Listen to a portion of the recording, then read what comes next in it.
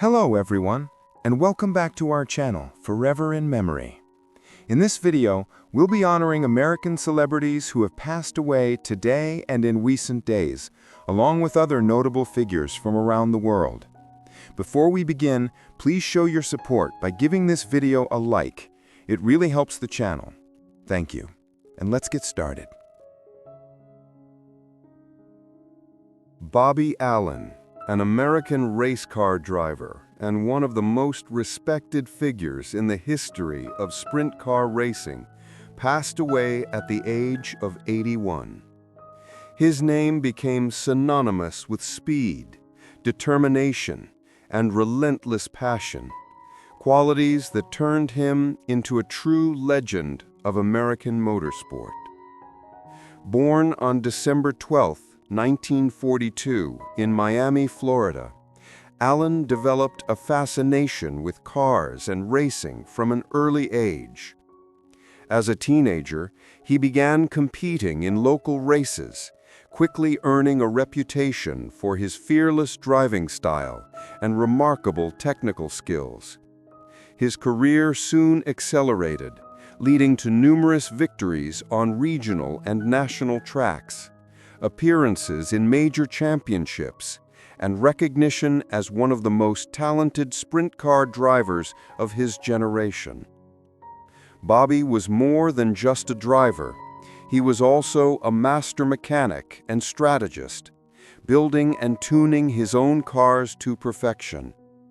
His innovative approach to racing inspired younger generations, and even his fiercest competitors sought his advice. After retiring from active competition, Allen remained deeply involved in the racing world, mentoring young drivers and sharing his decades of experience.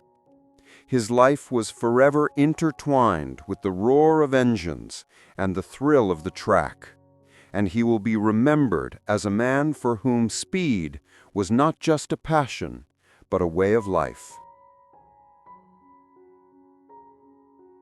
Ben Lewis, an Australian actor known for his remarkable versatility on stage and screen, passed away at the age of 46.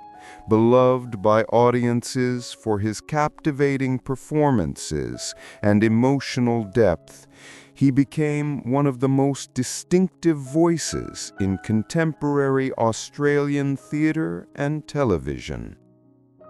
Born on September 28, 1978, in Sydney, Ben grew up in a creative environment that nurtured his love for storytelling and performance. From a young age, he was drawn to the magic of the stage, and his talent quickly set him apart. After studying drama and honing his craft, he began building a career that would see him work in some of the most acclaimed productions of his time.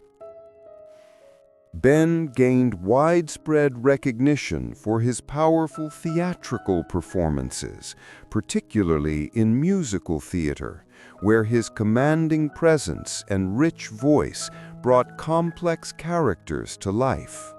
He earned critical praise for his roles in major productions, both in Australia and abroad, including celebrated turns in the West End.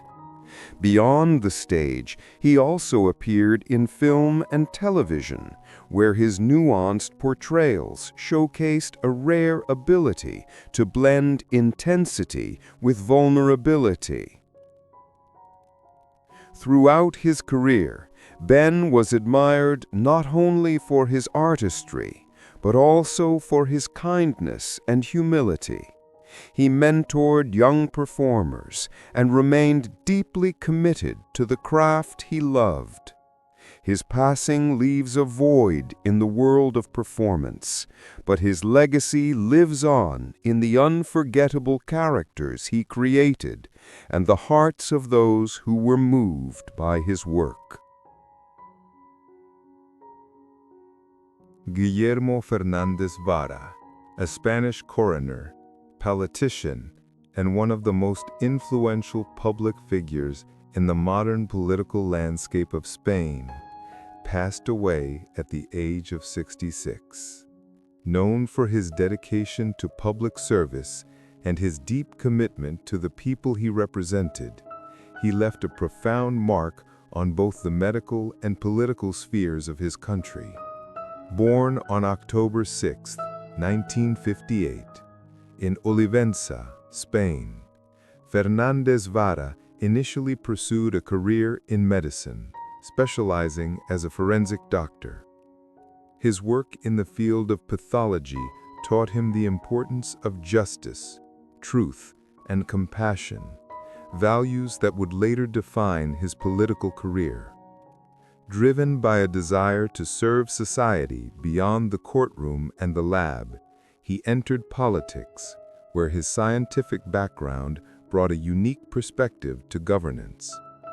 As a member of the Spanish Socialist Workers' Party, he rose steadily through the ranks and eventually served as the president of the regional government of Extremadura. In this role, he focused on improving public health care, advancing education, and promoting social welfare. His leadership style, marked by pragmatism and empathy, earned him the respect of both colleagues and opponents alike. Beyond politics, Fernández Vara was deeply involved in his community, always prioritizing the needs of ordinary citizens over personal ambition. His passing represents the loss of a principled leader and a compassionate public servant, whose legacy will continue to inspire future generations. He will be remembered not only as a skilled coroner and dedicated statesman, but also as a man who devoted his life to justice, dignity, and the betterment of society. Dame Jilly Cooper, an English author celebrated for her sharp wit, romantic storytelling, and vivid portrayals of British high society, passed away at the age of 88. A literary icon whose books entertained millions and defined a whole era of popular fiction, she transformed everyday human dramas into unforgettable sagas filled with humor, scandal, and heart. Born on February 21, 1937, in Essex, England, Cooper grew up with a deep love for literature and language. After studying English and working as a journalist, she began writing columns and features that showcased her keen observational skills and irrepressible charm. This early work paved the way for her transition into fiction, where she would achieve enduring fame. Her breakout success came with a series of novels exploring the lives, loves, and intrigues of the British upper class, most notably the beloved Rutshire Chronicles. With their charismatic characters, witty dialogue, and unapologetic exploration of desire and ambition, Cooper's books became bestsellers and cultural touchstones, earning her a devoted global readership. Throughout her career, she remained a passionate advocate for the arts, literacy, and animal welfare, often weaving themes of compassion and resilience into her work. Her storytelling was more than mere entertainment. It was a reflection of society's complexities, written with warmth and a twinkle of mischief. Orfeo Reda, a renowned Italian painter and artist known for his poetic brushwork and profound devotion to visual storytelling, passed away at the age of 92. His name became synonymous with a lifelong pursuit of beauty, emotion, and truth through art, a legacy that left an indelible mark on modern Italian painting. Born on December 7, 1932, in the picturesque region of Calabria, Italy, Reda discovered his passion for art as a child, captivated by the play of light and shadow on the landscapes around him. He went on to study fine arts in Naples, where he refined his technique and developed a distinctive style, a blend of realism and lyrical expression that captured the soul of his subjects. Throughout his long and prolific career, Reda's works were exhibited across Italy and internationally, earning critical acclaim for their emotional depth and technical mastery. He often drew inspiration from nature, mythology, and the human condition, creating paintings that spoke not just to the eye, but to the heart. Beyond the canvas, he was also a respected mentor to younger generations of artists, sharing his knowledge and passion for creative exploration. Orfeo Reda's passing is a profound loss to the art world. His paintings, rich with sensitivity and meaning, will continue to inspire and speak across time, a testament to a life devoted to beauty and the power of human imagination. Anne B. Walker, a pioneering American journalist, editor, and radio personality, passed away at the age of 101, leaving behind a remarkable legacy of storytelling, trailblazing, and dedication to truth. Throughout her long life, she became a voice for those whose stories often went untold, using the power of words and the airwaves to inform, inspire, and connect generations. Born on March 3, 1923, in Columbus, Ohio, Walker grew up during a time of profound social change, and from an early age she was determined to be part of that transformation. She studied communications and journalism, breaking barriers in a field largely dominated by men, and quickly earned a reputation for her sharp intellect and fearless reporting. Her career spanned decades of pivotal moments in American history. As both a writer and editor, she championed stories that celebrated culture, confronted injustice, and gave a platform to underrepresented voices.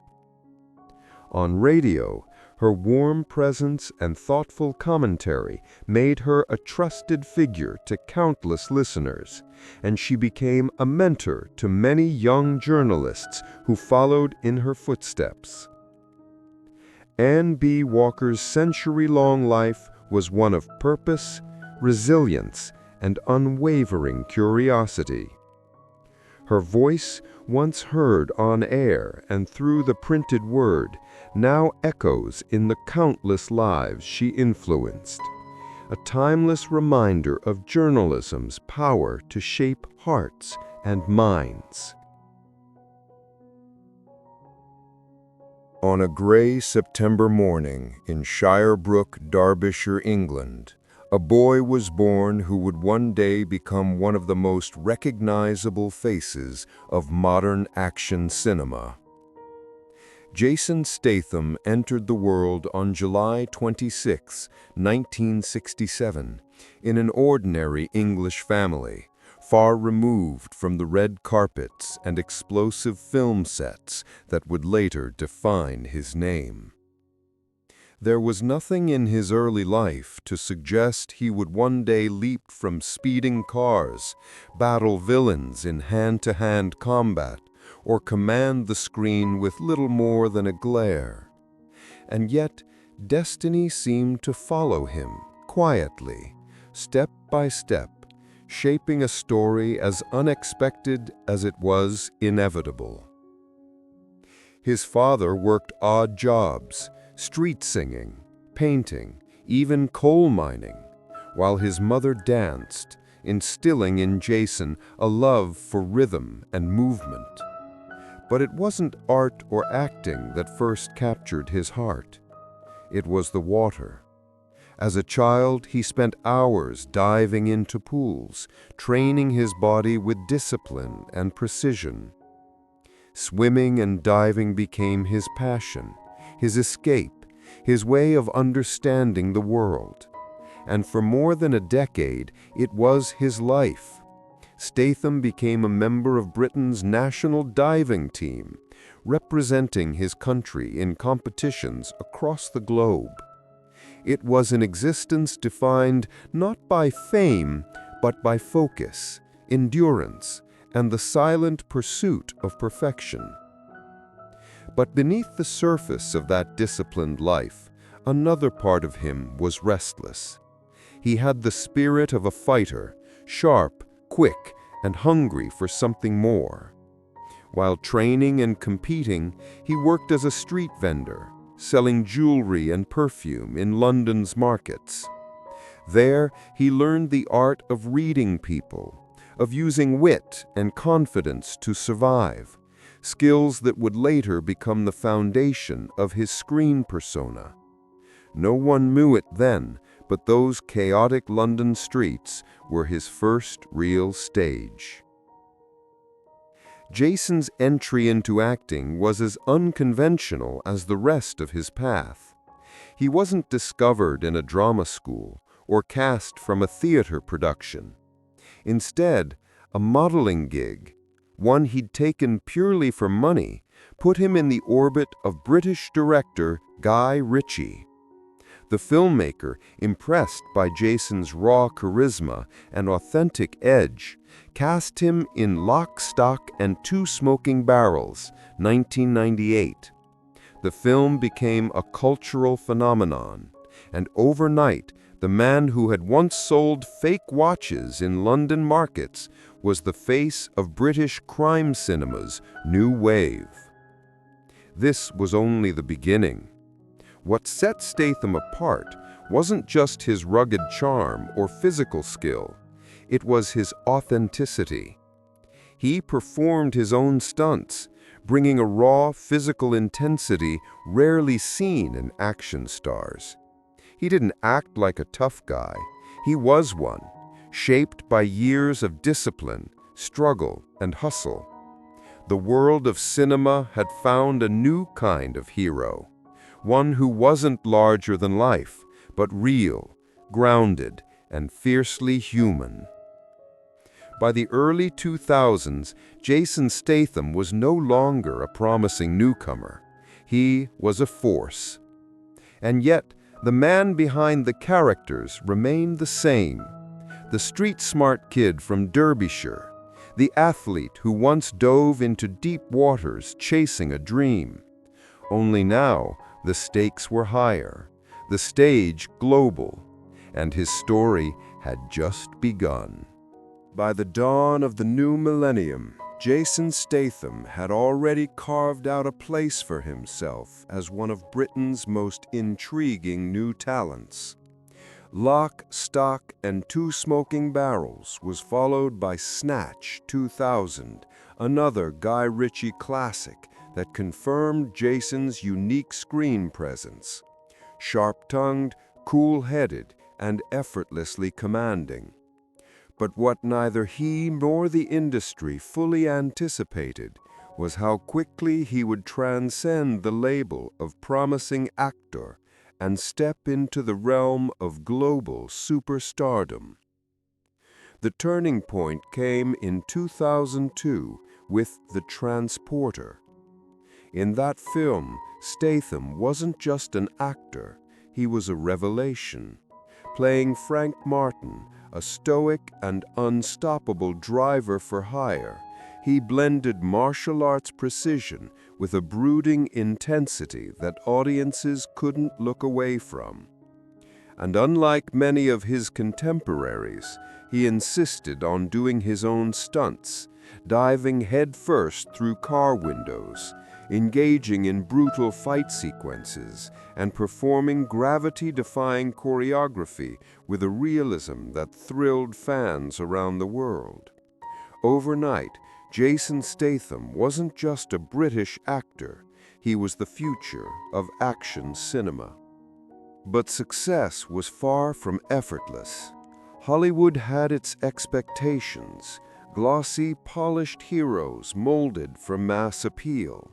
Statham was different. He brought with him an edge, a rawness, a sense of danger that couldn't be scripted. He wasn't the charming, wisecracking savior of the blockbuster era. He was grittier, more grounded, more believable, and that authenticity resonated deeply with audiences tired of superhero fantasies. With films like Crank, The Italian Job, and War, Jason cemented his reputation as a fearless performer. He wasn't afraid to take risks, both physically and professionally. His performances were never just about punches and explosions. They carried weight, tension, and the kind of emotional undercurrent that made his characters feel real. Even in the midst of chaos, there was always something deeply human about the men he portrayed, flawed, haunted, and fighting not just enemies, but their own pasts. But fame brought challenges too.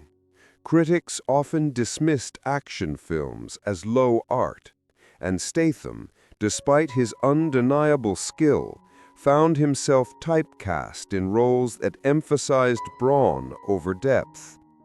It was a dilemma he wrestled with: how to evolve without losing the authenticity that defined him.